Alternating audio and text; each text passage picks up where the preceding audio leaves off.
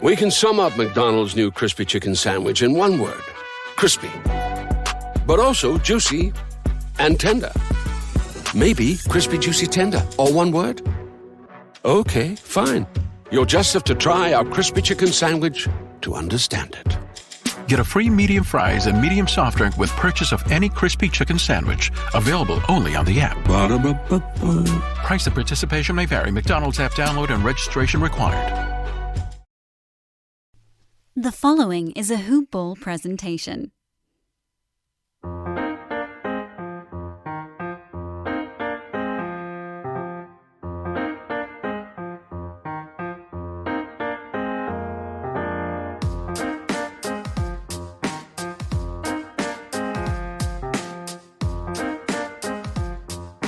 Hoop Ballers, welcome back to another episode and another edition of Today in Sports Betting.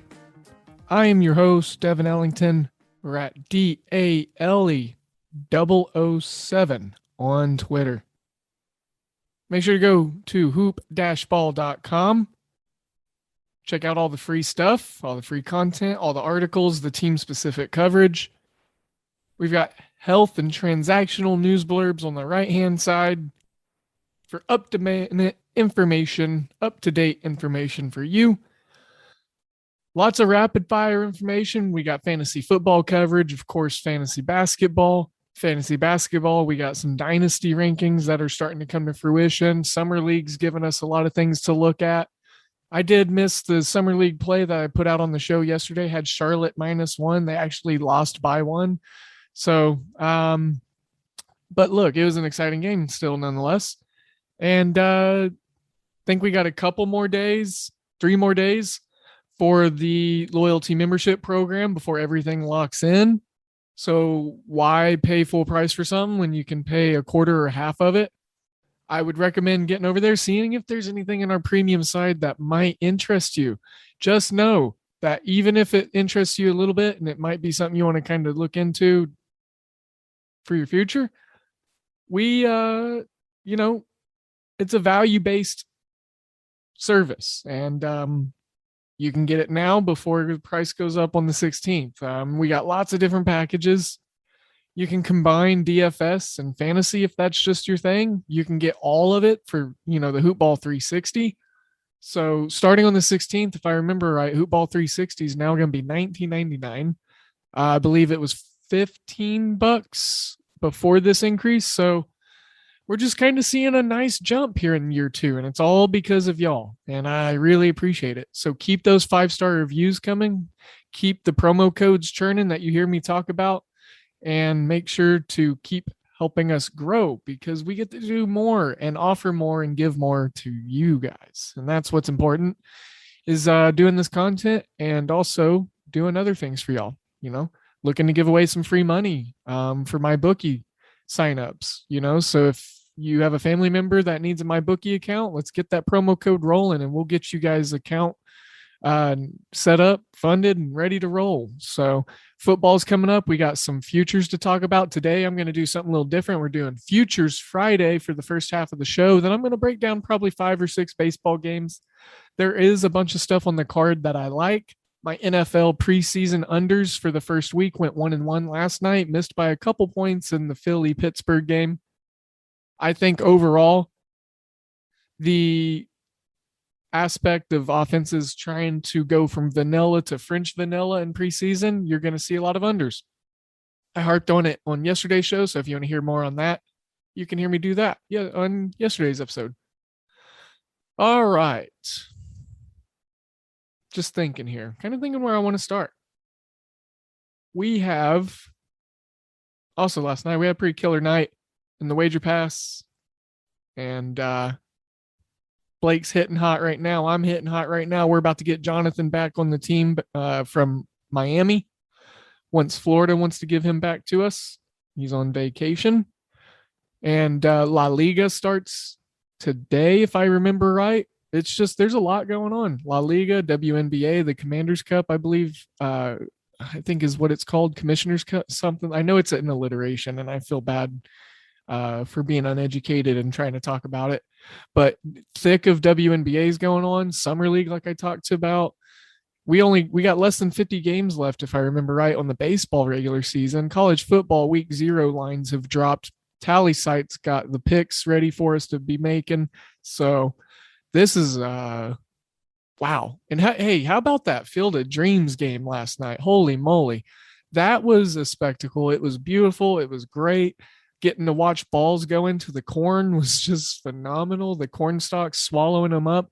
And I turned the game off a little early because I was satisfied. And I shouldn't have, because, well, Tim Anderson decided to hit a 2-run bomb to walk it off, or as I've seen in articles so far, stalk it off in the bottom of the 9th for the White Sox after they blew the lead, after Liam Hendricks gave up that run or two or few. He gave up a bit. So overall, it was just phenomenal. I want one of those White Sox jerseys. They're 1919 throwbacks to the Black Sox scandal. It was a fun baseball spectacle, and if you're a fan of film and pop culture and Field of Dreams, baseball, like any of it, it was a really nice culmination for folks that may not be huge baseball fans to enjoy and indulge. Yeah, you can enjoy it too. But it was just phenomenal. It was really awesome. You know, the original barn, the original house, the original field, you know, constructed next to the playing field that the MLB used. It was just, I don't know. It was a little surreal. It was like just really cool. It was a colliding of two kind of like fictional and non-fictional elements just coming together in real life. It brought pretty much like two universes together in a weird way, from film to real life, you know? So I want to talk some futures before I ramble on too much about the corn and the beauty spectacle of what happened in Iowa. Dyersville. There are so many reasons not to skip breakfast. So many savory, mouth-watering, tasty, delicious beyond all belief reasons. Actually, that last one was pretty convincing. Stop by for a McDonald's breakfast. Mix and match a sausage biscuit, sausage McMuffin, sausage burrito, or hash browns, any two for just $2. Price and participation may vary, cannot be combined with combo meal. So, okay, so let's break down some of these odds for World Series favorites to win. Don't agree with a bunch of them, and I think there's a bunch of value out there. All right. New York Yankees plus 1,700, 170 to 1. No, thank you. They're not doing anything special. You know, the best pitcher they acquired at the deadline was Andrew Heaney. And look how that went last night. And if you read the Wager Pass article, you saw me kind of allude to that. So I'm going to also rule out the Padres at plus 1,100, 110 to 1. The Dodgers at plus 330 makes the most sense for me if you want an NL team, because I think the Dodgers ultimately are the team that comes out of the NL. If someone else is going to do it, my bet would be that it's going to be Milwaukee. Them at plus 850 kind of sticks out to me. But I don't think Milwaukee, I don't know. Their offense is coming around. So this is what's been holding Milwaukee back in the postseason.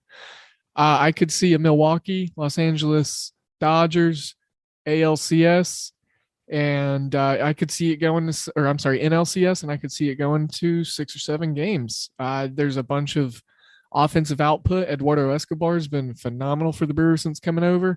Lorenzo Cain returning from injury has been huge. Small peas and carrots, you know, small guy. But, I mean, even guys like Jace Peterson. Jace Peterson's been having a couple of great days in a row now. And this team is just actually starting to just come into form. Their pitching's sharpening back up. They had a lull, but they addressed some other mid-relief issues and diversified the arms that they've got in that rotation as well as in the pitching staff. So really love a Dodgers Brewers NLCS. If I had to guess, San Fran at plus 800. Look, the Red Sox plus 1,600. That's telling. They're faltering. They are just kind of falling from grace. I think Tampa Bay is probably going to come up and get that division. Tampa Bay is plus 750 to win the World Series. 75-1. The AL is going to be so tough to get through. You've got Tampa Bay, you got Chicago, you got Houston, you got Oakland, you've got, those are the top four right there. I mean, Boston and four teams. Is it possible to have four teams from the AL East go? I mean, Yankees, Rays, Red Sox, Jays. The AL is pretty tough. Very, very tough. The Mets, I don't see the NL East, like I said, partaking in too much success in the postseason. I just really don't like that division. But the Mets plus 180-1. They're just off. What would that be? What, $1, depending on where your zeros are at. $10, $100 from plus 1,700 to plus 1,800. $100, yeah. To the Yankees value. So Padres, they just aren't going to get it done. We saw with Yu Darvish. It's just, and someone in the Discord, I can't remember who, but we got a couple. All of our people that interact with us in Discord and they're a part of that family is just phenomenal. Smart. Everyone in there. Oh man, I keep getting distracted. Bundesliga is starting here soon too. I think Bundesliga starts today as well. Golly, it's too much. I think it's kind of telling that San Diego is just falling apart. So I think it's going to be the Dodgers and the Giants in that division. Oakland at plus 1,300, 130-1. I think there's some good value in them. Again, they're going to have to. I picked Houston at the beginning of the season before the season even started. Houston was my World Series champ. I think I'm placing my giant bets. Like all right, let's say I'm going to put $10 down. These are my big bets, so to say, for my futures. $10 at plus 520 on the White Sox to win $52. Houston betting 10 to win 50 on their plus 500 odds to win the World Series. I've got to try to get me some NL action also. And what I'm going to do is I'm going to do $5 sprinkles because I think I feel that the AL is going to win the World Series. I mean, there is just so many more better teams.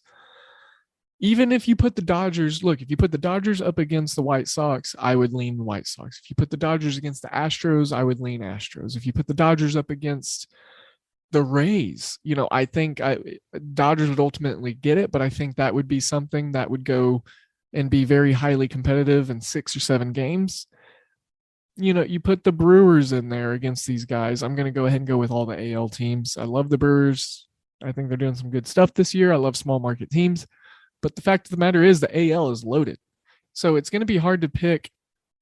And what I may even do is just not even play the Dodgers and just play the long shot with the Brewers at plus 850, put $5 there and just roll heavy on my AL stuff and leave more money to bet with and play with as I look through other futures like the AL and NL pennant, AL divisional, NL divisional. So let's look at those now. AL pennant, I'm looking and I'm seeing some pretty good numbers that I like. And Houston Astros at plus 240. Chicago White Sox plus 250. I think those are the only 2 teams I'm going to touch because I think those are the 2 teams that are going to do it. My long shots that I would incorporate in there, I think only one, the Tampa Bay Rays at plus 370. I don't think there's enough there for me. They didn't do enough with the pitching staff. Being down their main guy, and Glasnow is huge. And Oakland, I think, made more improvements at the deadline, and they're set up more for postseason ball. So them at plus 650, I think that's a decent little dark horse there. But to save bankroll, to manage bankroll, and to go with the higher upside and the values and the more probability-based picks, Houston, Chicago, that's, whatever your futures play is. I use $5 and $10 as like an example. Everyone's got their own different margins. We're all different kinds of bettors. We're bigger, we're smaller, there's the middlers. It's okay. If your futures bets are $1, they're $1. Like, like we're here to manage bankroll. We're here to win bankroll, and we're here to have positive days stacked on top of each other. We're not here to blow the yacht in the house on a futures wager if that's not your position. So Houston and Chicago plus 250 for the White Sox, plus 240 for Houston. I think that that's immense value. Doubling your money back, at least some. If you want to go to Ireland, we love to double. So Dublin is way I'm doing it. And look, you get $5 to win like 11. So, or 12, depending like kind of what the handling fee and all that good stuff would be. So yeah, AL pennant, I think only true value rests with Chicago and Houston there. And then if you are into dark horses and you want to take your sprinkle and you want to put it somewhere, I think that Oakland is the way to do it. NL, it's going to be a little more clear cut. Oh, I already see something I really like. Okay, so I've talked about Milwaukee already, right? And the Dodgers, I am from the preview article at the beginning of the season that Blake and I did. We both weren't really high on the Dodgers. We knew that there was regression to come. We took the under on their wins. What they did last season was that was just a shit ton of wins. Like there's not they had the highest win total projection over under set preseason in MLB history for this year. So yeah, no, it was an easy under. I don't know how we're looking or what we're on pace for, but at the time, looking and reading into it, that's what we felt. So I'm not even looking to play the plus 150. That's just little chump change. Those are peas, little crumbs. So, I don't think the Dodgers repeat, and I think that they struggle to get to the World Series. I say that because I think they'll match up against the Brewers, like I already mentioned, who, I gave my final four teams out. I think it's going to be Houston, Chicago White Sox. I think it's going to be the Dodgers and the Brewers. But there's a chance that the Giants see the Dodgers real early on, depending on how the wild card postseason, all that hoopla plays out. And if the Giants get the Dodgers in the postseason, I think we could see the Dodgers have an early exit. Now, I say this, and if it offends some of you, I apologize in advance, but I love the Brewers odds right here, and it's at plus 420. I just think that is cool. It's a nice round number. Okay. Y'all know what I'm getting at. It's a cool number. But plus 420 for the Brewers. We love to have fun on betting shows and just, I think, content curation in general about, when we get a chance to reference like 69 or 420, we get to be immature little kids and do things like Ayo and 420, so that's kind of what's going on here. I still truly just like the Brewers for the baseball sense also, but the fact that their odds are at plus 420, I think that could honestly drop down to plus 400 by the time that these markets and these futures markets start taking in a bunch of handle.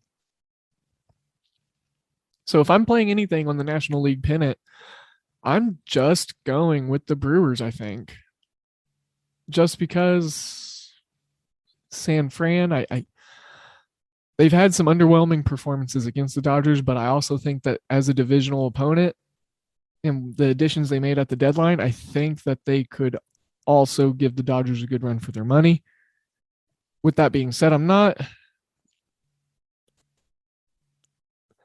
I'm really not sold on the Giants to go very far or all the way in the postseason. And if I'm comparing the Giants and the Brewers, who are very similar, I mean, it's plus 420 for the Brewers, plus 400 for the Giants. Bet 10, win 40.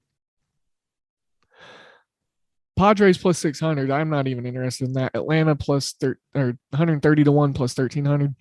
That makes no sense to me because, well, they're pitching. New York Mets, I'm good. That's plus 900, so out of everything, Mets probably feature the biggest dark horse value at plus 900.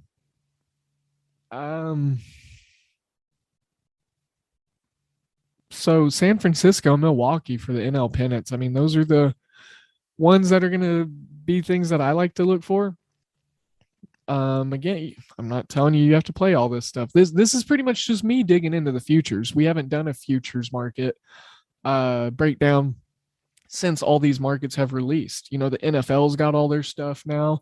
The MLB's got all their divisional pennant, everything that we're going through right now. There is just so many futures markets right now. And then speaking of, hey, on mybookie.ag, there are guys, our sponsor. You hear me talk about them in the pre-recorded segment. You know, you bet, you win, you get paid. Use promo code HoopBall.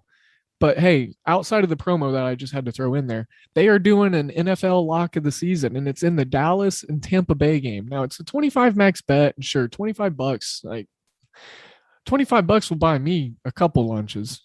Like I can make 25 bucks work for a week's worth full of lunches. I guarantee that. I could do a lot with $25. Buy some awesome Pokemon cards, flip them for double that. $25 will buy my daughter lots of cool stuff, a box of diapers. So, butt paste. She uses lots of butt paste. New bottles, you know. So $25 is $25, and we're getting a chance to win a free $25. To collect 50. But lock of the season: Tampa Bay, Dallas, any team to score at -110. Lock that in. Put your $25 on it. Even if you only got 30 in your bankroll right now, let's try to build that $5 slowly back up there for you. We'll get you up there. But yeah, you got to cash in on that free money. All right. I'm going to skip over the AL Central because obviously the White Sox are winning that. They're at like -30,000. I know that's not the way to say that. That's 3,000 to 1 odds. Yeah. So, or not 3,000 to 1. It's like 1 to 3,000 because it's the opposite. They're minus that. So no other teams win in that division. This AL East division, though, I think there's some fun futures here. I'm going to go ahead and roll out the Yankees because I don't believe in them. They did not build it, and no one came. So plus 750, sure, it's a nice looking round number, but I'm good. Toronto, the Blue Jays, plus 800. Look, I don't think they have what it takes to stack up for the longevity of this. You know, Robbie Ray's fizzling out, or he's got to start today, but, you know, we'll see how he fizzles out if he does. They've still been unhealthy fully at pitcher with their starters. Vlad Guerrero's going through a major dip right now. He's, in my opinion, kind of fallen out of the MLB MVP talks. I think right now, MVP, hands down, unanimously, just give it to Shohei Ohtani. What we're seeing this guy do, it's awestruck. It's got me awestruck. It's, as a baseball fan, it's beautiful, and it's just absolutely astronomical. It's cool. It's better than Babe Ruth. Like, he is blowing Babe Ruth out of the water. And I know baseball's different now, and I'm a truist and a traditionalist and originalist for the game. I love the old stuff. I believe that the game should change in certain ways, but I definitely don't agree on like robotic strike zones or changing the dimensions of the field. I want some things to just try to remain the same. And look, the thing is, like, we got a better version of the Babe Ruth right now, and it's may not be a popular opinion, but look, it's how I feel. It's how a lot of people feel. He's doing things that Babe Ruth never did. So, Blue Jays plus 800, I'm good. Tampa Bay minus 300. There's just really no value there for me in it. And sure, I think they probably take off and win this division. But my pick at the beginning of the season, I believe I had, I should have had the preview article up while I was doing this. You know, ultimately, I want to believe that I said the Yankees, because I just thought at that time, with everyone they had, you know, pitchers healthy, they shored up some things. I thought the trajectory and the awareness of what they were trying to do was going to be different. But nope, we've seen the same old Yankees after the first 100 games. Not do anything meaningful at the deadline, but other try to collect every freaking bat. All right, this isn't going to turn into a Yankees bash fest. I'm sorry. I'm getting derailed here. Boston plus 520. I think if you're going to play anything on these division winners in the AL East, that's going to be your cream right there. That's going to churn some butter. I think Boston could probably hit another 10-game win streak before the end of the season. They got a chance to really get hot at some points. They got some decent pockets in their schedule. Tampa Bay without Glasnow down the stretch, they could lose some. They're like we're seeing some of their bullpen guys falter. McClanahan's, the Flemings. Their left-handed pitching is starting to deteriorate in productivity. And they loaded up on some good hitters too. They acquired some bullpen arms and such, but I just think it's going to be really close between Tampa Bay and Boston. Boston has the more value there, obviously. And this other one will be really quick also because it's just a 2-horse race with the American League West. Houston, obviously my pick to win the division at the beginning of the year. I picked them to win the whole damn thing, the whole enchilada taco. And Oakland Athletics plus 350. Look, if you want a sprinkle, if there's going to be a team that's going to beat Houston and come up and get this division, it's going to be Oakland. And Oakland made the right moves. They made some damn good, perfect moves, seemingly, at the deadline, addressing things that they needed. And they also took care of major business by winning every trade that they were involved with, I feel. I'm still just giddy over that Miami trade. Jesus Luxardo, who actually pitches today. Jesus Luxardo going to Miami from Oakland for Starling Marte. Starling Marte is he's probably one of my favorite outfielders. Him and Derek Hill right now. Tim Anderson at short. Tim Anderson's my favorite shortstop in the majors. Love me some Tim Anderson. His swing is just so compact. His defense is pretty good. He had an error last night in the game, though, threw Abreu off first base, trying to beat out Giancarlo Stanton, I believe it was. Anyways, National League Central. Milwaukee, who I picked at the beginning of the year, is -2. Let's see, minus 2,500. So minus 250 to 1. Ratios was never my strong suit, or converting these odds into ratios. St. Louis 500 to 1 plus 5,000. Cincinnati plus 700. They're not gonna. With the pitching that Milwaukee has, the bullpen, Cincinnati obviously ain't got that bullpen. I check for Milwaukee. And then what Milwaukee did is they got better as an offense on the deadline also. And now that they're healthier, Yelich is starting to get right. Look, Yelich has had probably one of his worst seasons over the last 6 years. Like, he is having a just opposite Yelich year. His cadence has been a little off, his rhythm, his action, his activity. Like, he's just kind of been in and out. He's had a couple lingering injuries. Cincinnati plus 7. Look, I think Milwaukee shortened the gap on the division's best offense. Cincinnati's still very, very impressive with that collection of boppers that they got. But Milwaukee, this isn't a bet that I'm looking to play on any side as the favorite or the dark horse. You're going to have to spend that'd be, I'm just going to put it in my bet slip right now to do the math quick for me, because I suck at math, like we just discovered.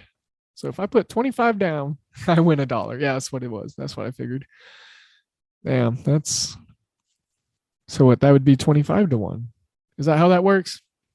Huh? I think. I don't know. Someone DM me after listening to this. Help a brother out. NL East, I'm sorry. I am not looking to play whatsoever. I don't like betting these games really on the betting cards on a daily standpoint. Atlanta plus 160, New York Mets plus 170, Philly plus 150. That's just a nightmare. I'm good. I don't need to. I know it's probably not going to be Atlanta. because Ozzie Albies and Freddie Freeman can't carry that Braves offense, all by themselves, and that's kind of what's happening. Mostly Ozzie Albies right now. Soroka's not coming back. So many injuries to the arms, and this team is just another injury away from just completely falling apart. They didn't do enough They couldn't do enough at the deadline to shore up their health issues. The Braves are just kind of out of it, in my opinion. The Mets and the Phillies.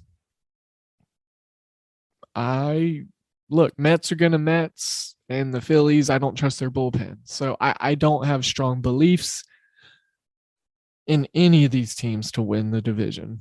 It's truly a 3-coin toss. It's just I'm uninterested with this one. I'm good. Dodgers in the West, -160. Look, it's the best negative odds that we've got in a division. Sure, I know San Fran's tough, but look, I think they honestly have the toughest or like third toughest. They're up there in regards to remaining schedule, strength of schedule. I mean, they have to play a bunch of people, and I think a lot of the folks that they're going to be playing to end the season are going to be hunting playoff positioning also. So I think right here, the Dodgers at -160. I know I just dogged on them a ton, but I think honestly they win their division. I think that's what happens. But if I go and I do a good $20 bet, we're going to be winning $12.50 to collect $32.50. It's chalk. It's got some juice. But look, the Padres obviously aren't going to be there. Arizona, Colorado, bye. If anyone's going to do it, it's going to be San Fran. But out of all MLB teams and teams that are going to be trying to get in the postseason, the Giants, they got a tough road to climb. They got some turbulence. So Dodgers, I think they're going to just kind of thrive and pop at the right times. They're going to do what they need to. And that's kind of how I see it. Yep. Really, really like those futures markets. There's some good stuff. There's some not so good stuff. And so moving on to NFL, we'll do some NFL futures real quick. It's just the Super Bowl that they got. They got AFC. Okay, yeah, they got everything. Make NFL playoffs, regular season ML MVP. Ooh, man, they got everything. Okay. Yeah, we're not going to touch every single thing here, obviously. I might run through a couple divisions. But with that being said, I'll move along. Look, the two favorites, Kansas City and the Buccaneers. Kansas City, plus 400 to win the Super Bowl. Tampa Bay, plus 550. I think you got to kind of put your money on them to start. Until they say otherwise, right? You're going to go with the Chargers at 330 to 1. The Seahawks are at 220 to 1. The Browns 120 to 1. The Niners plus 1,100. The Bills are at 100 to 1. Packers 100 to 1. Baltimore 140 to 1. The Rams 140 to 1. Dolphins actually got better odds than the Steelers and the Saints, which obviously makes sense, but better than the Colts, right there with the Cowboys. The Dolphins are at 250 to 1. That's really odd. Better than the Vikings. The Broncos are plus 1,800. Get out of here. That's ridiculous. How are the Denver Broncos plus 1,800? They ain't even going to win their division. Plus 1,800? No. That makes no sense. Okay, with that being said, I'm getting up on out of these things. Look, Kansas City, Tampa Bay. I say you take your $10, 10 and 10. Say we got a $20 bill we're allocating here. We got a 10 and 10, and then you want some $5 sprinkles on your Super Bowl champs. I think Buffalo gets a sprinkle. And then I think, let's see, need like an NFC team. San Fran, maybe. I think that they're going to have some special stuff this year. The Rams, I think the Rams are a good one with Matt Stafford being able to evolutionize and fully bring out to the field what Sean McVay wants with that deep ball threat.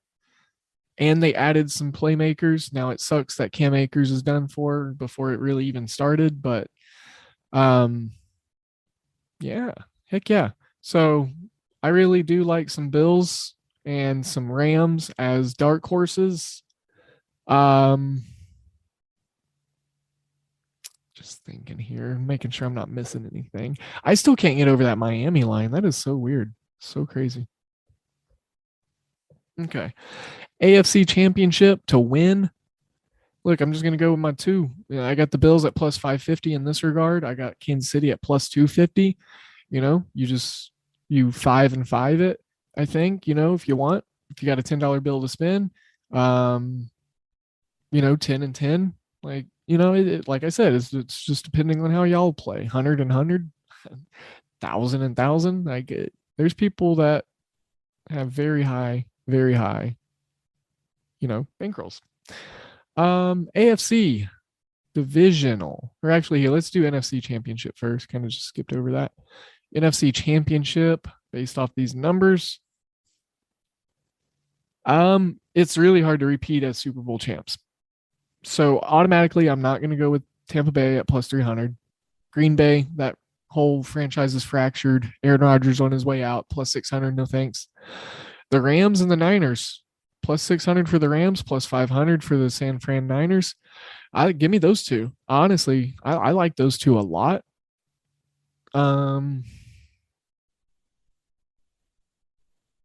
Yeah, I think that sticks out a lot to me. Washington football team's got some good odds at 160 to 1. Better than the Falcons, the Panthers, better than the Vikings, the Eagles, the Giants, obviously the Lions. Better, they match the Saints, and I don't think the Saints, I don't know what the Saints do. I'm not sure they make the playoffs, though. I'm not sure. And it's not all tied to Drew Brees or Jameis Winston or whatever, but I just don't know. Arizona plus 1,400. No, I'm good. Yeah. So Los Angeles and San Fran. And if you want a blindfolded dart throw, I ain't got one for you. Sorry. I was trying to decide, but no. Okay, so AFC divisional odds real quick. We'll run down these divisions. I'll talk a few baseball games. We'll get rolling. Buffalo in the AFC East. I am high on Buffalo. They're minus 150. I usually don't like paying minus odds on futures tickets, but I think that's who wins the division. Excuse me. Miami Dolphins plus 350. Just based off their Super Bowl odds, I think that was little telling. Just a little strange. I think Vegas might know something that we don't. Maybe they can get the split or the sweep on the Bills this year and then win a couple of games when they're supposed to. Dolphins plus 350, not terrible value in that division. AFC North, look, it's a three-headed monster. Pittsburgh, Baltimore, Cleveland every year recently. Baltimore plus 135, Cleveland plus 140, Pittsburgh plus 420. Ayo, we're doing it again.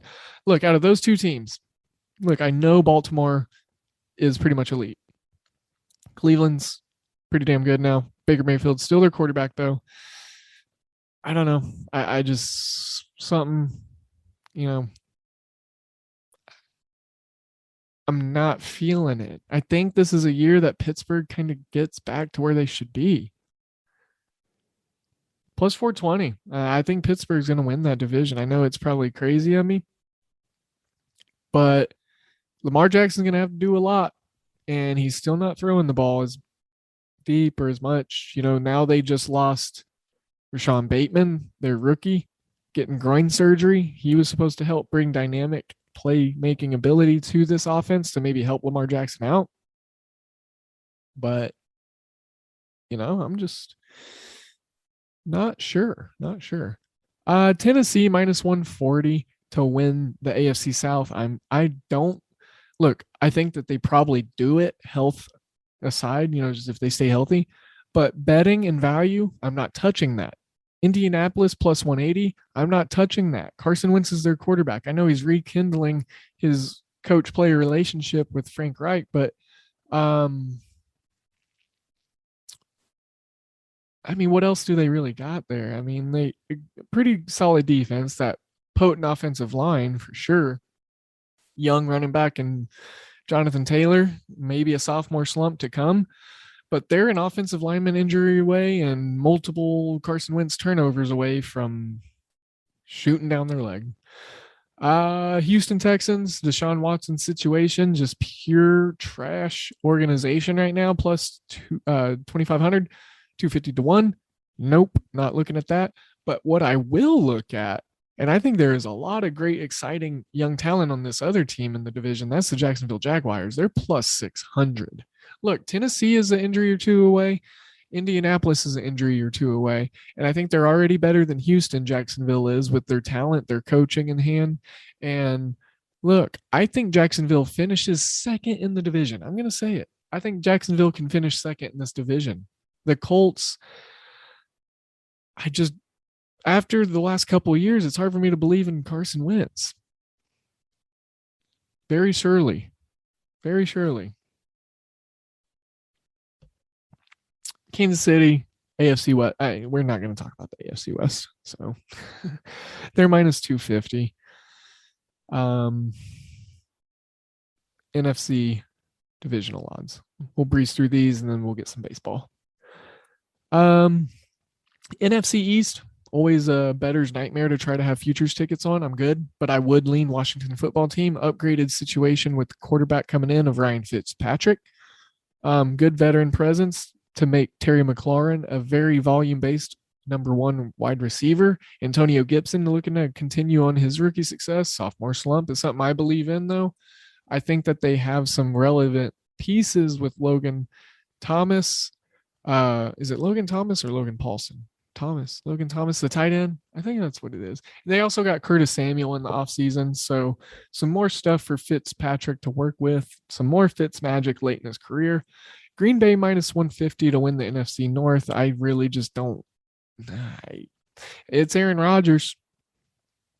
But how disgruntled is he? This is a narrative-based future play. And there's not a lot of value in this division. The Bears are plus 400. The Vikings are plus 200, but they got Kirk Cousins as their quarterback. And I think we're going to see regressions from Adam Thielen and, all sorts of just guys not doing what they should do. So I think that the NFC South with the Buccaneers at minus 200. Look, the Falcons plus 700, Carolina plus 900, Saints plus 300. I'm good on any of that. I'm not looking at that. The Rams plus 200 to win their division.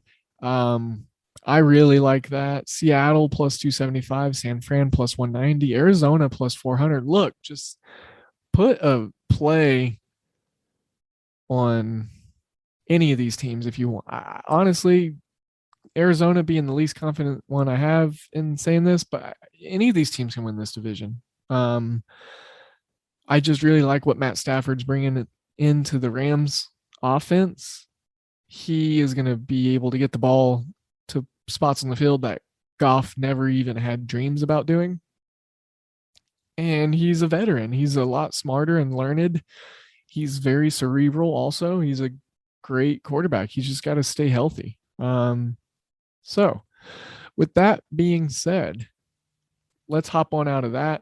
Let's jump into some MLB talk, and then let's wrap this show up so we can get you on, get you out with your day, listen to your content and all that good stuff. So I want to start with, what do I want to start with, actually? what do I want to start with? Okay, here, we'll bridge the gap. Preseason stuff tonight. There's 3 games. We got Tennessee and Atlanta. We got Buffalo and Detroit, which, Tennessee, Atlanta with the whole Julio thing. Dallas, Arizona. I am going to be playing the under on all NFL preseason week 1 games. Went 1-1 last night.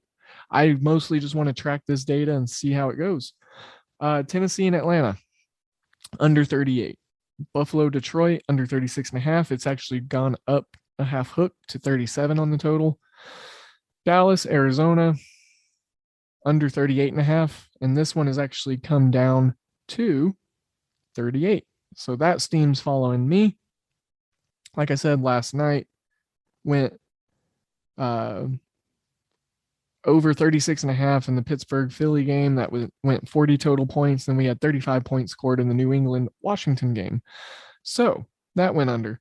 So far 1-1 on the NFL preseason week 1 underplays. We'll let you know and update you how this goes. Milwaukee, man, I got them on the brain. And they're in a good spot today against Pittsburgh. I think this is a good spot to start. We'll roll with it.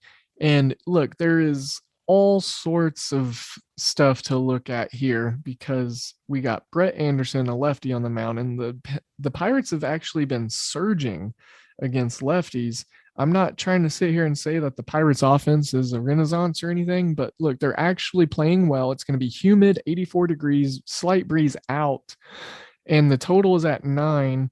It was at 9.5, but the 9.5 was getting shade of minus 115, minus 120 in some spots, but now it's come to a 9 and it's got even juice at minus 110. So Mitch Keller's going to be on the mound for the Pirates, and this is the big part of why I think this game is going to be the over in play, because against right-handed hitting, I mean, just look at Eduardo Escobar is just a stud.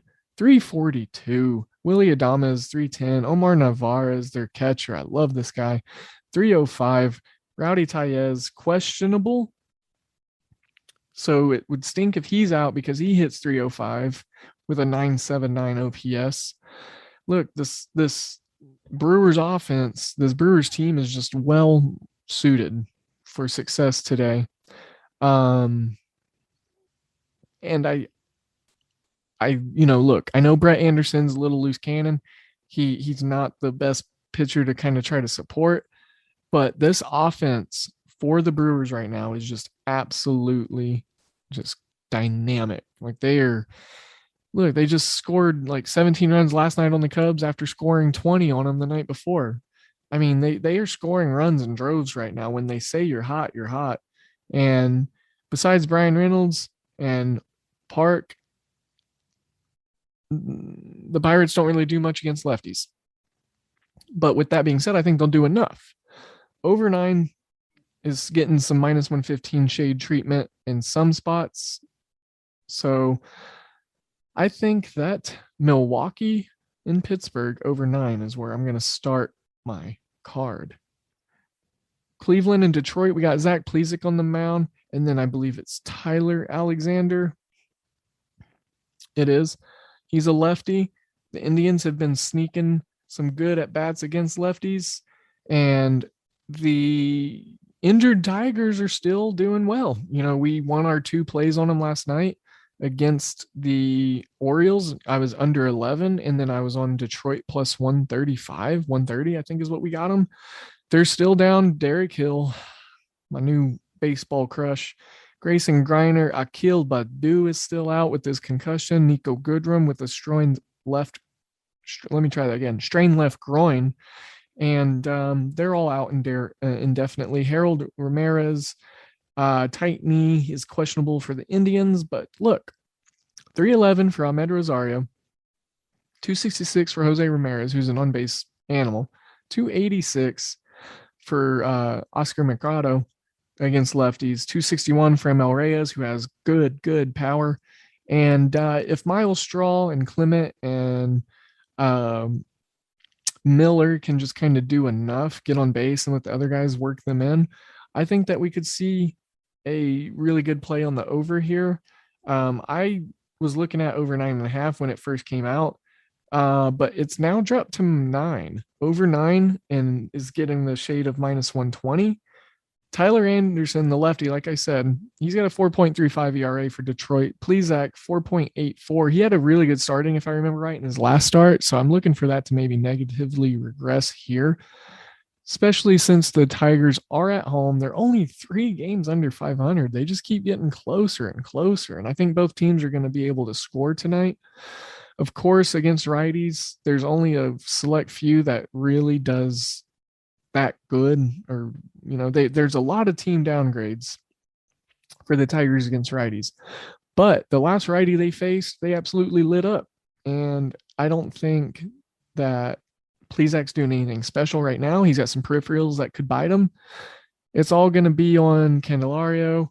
We need to see Victor Reyes get involved. Willie Castro, he hits under the Mendoza line, as well as Eric Haas against righties, but Haas just had a pretty good game against the right-handed pitcher, so maybe that's a springboard. Harold Castro, 290, leads the team against righties in terms of batting average.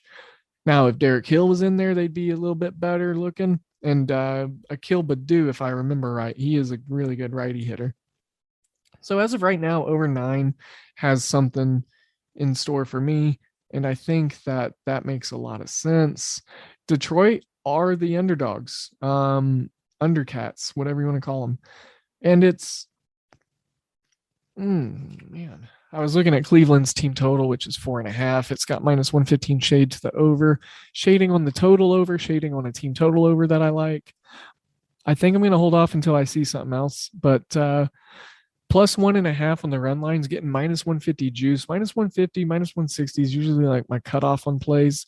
I'm not going to try to, I'm not putting it in the wager pass. -150 is way too much to put in a wager pass. I mean, it's not something I really like to even use on free plays, but it's telling. I'm using it as a tool. -150 on the run line, only even money.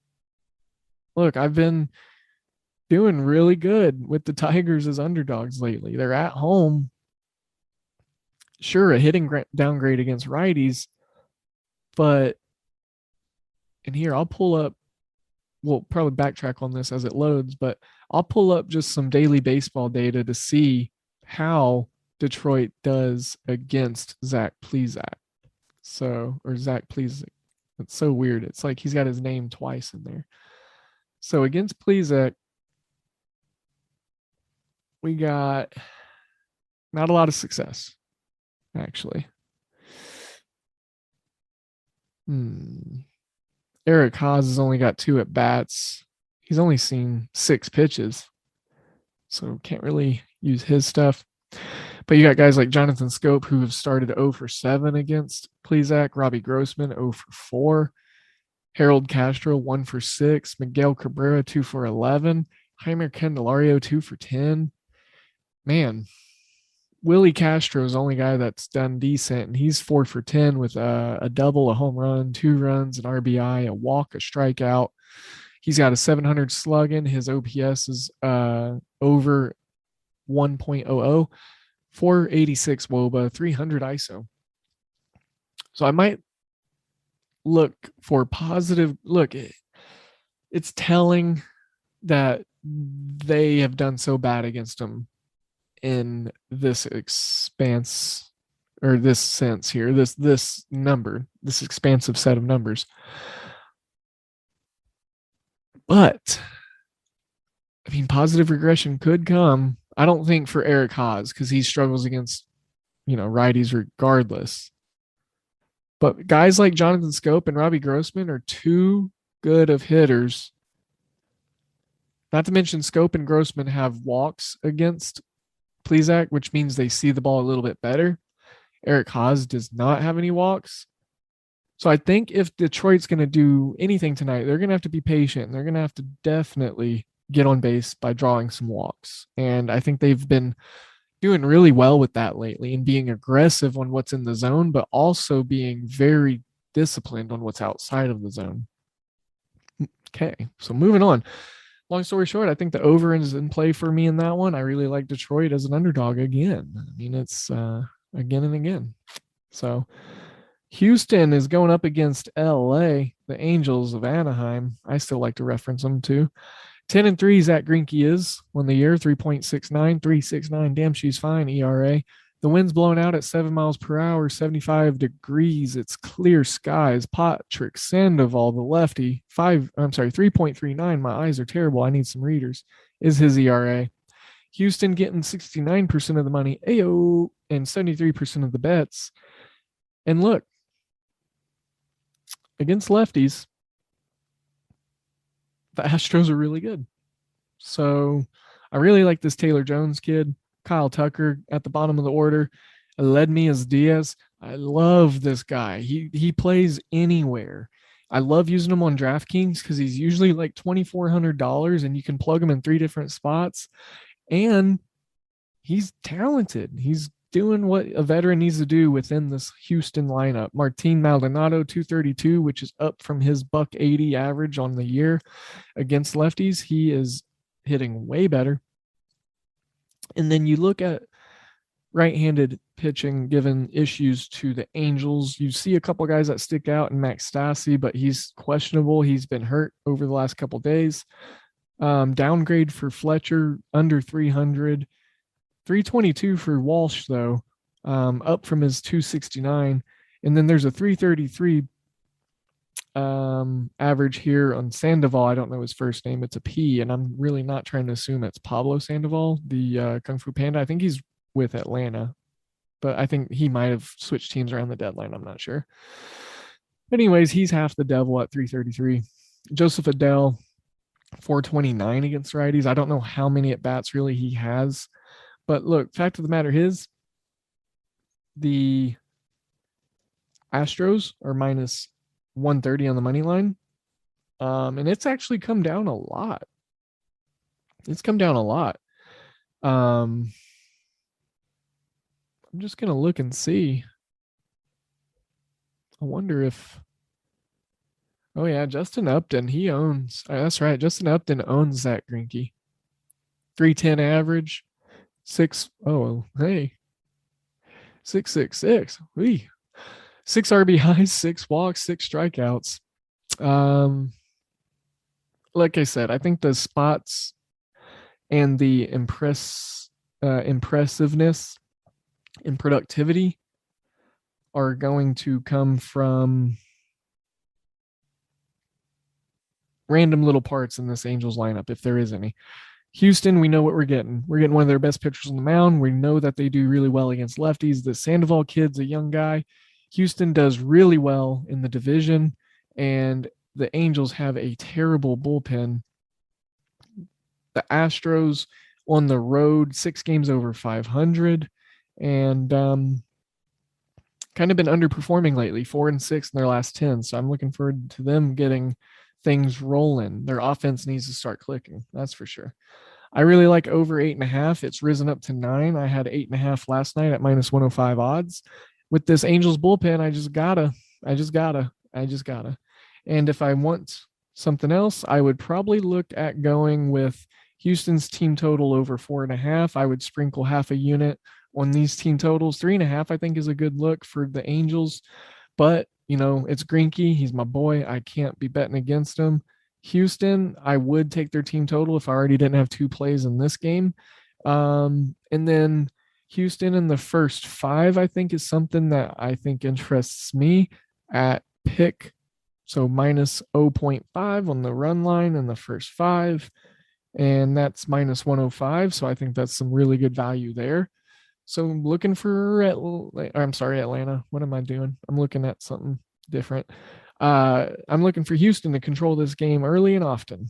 So I've got a couple different angles and some stuff I still need to dig into for this MLB slate.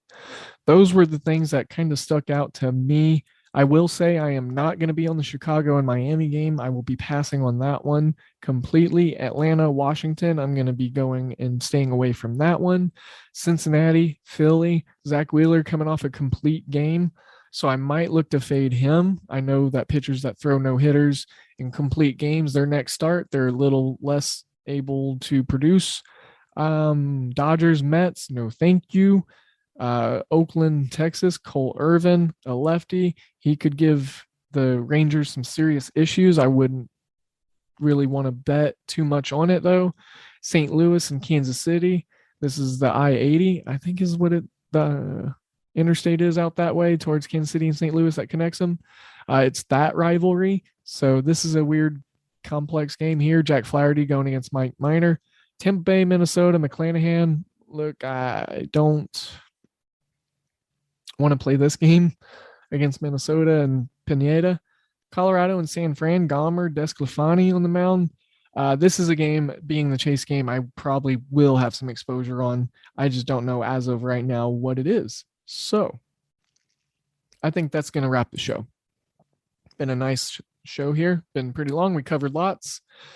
Futures Friday, MLB stuff tonight, fresh series. All these guys are starting fresh sets. So with that being said, I am sending you all of my good vibes, all of my positive energies. I hope you have a wonderful day. Hope you have a safe day. Make sure to be safe, be kind, do something nice for someone if you can. I hope something nice and positive happens for you. I truly do.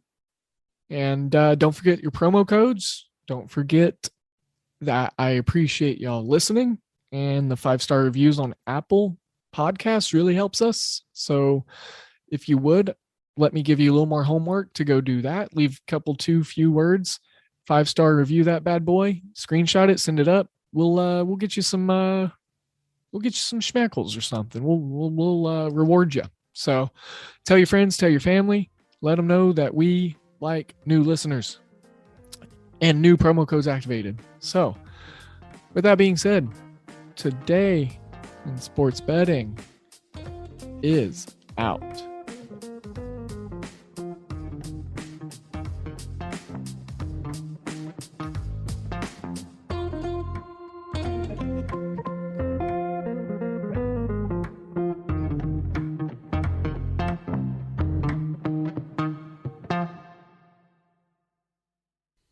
This has been a Hoop Ball presentation. We can sum up McDonald's new crispy chicken sandwich in one word: crispy. But also juicy and tender. Maybe crispy, juicy, tender, all one word? Okay, fine. You'll just have to try our crispy chicken sandwich to understand it. Get a free medium fries and medium soft drink with purchase of any crispy chicken sandwich. Available only on the app. Ba-da-ba-ba-ba. Price and participation may vary. McDonald's app download and registration required.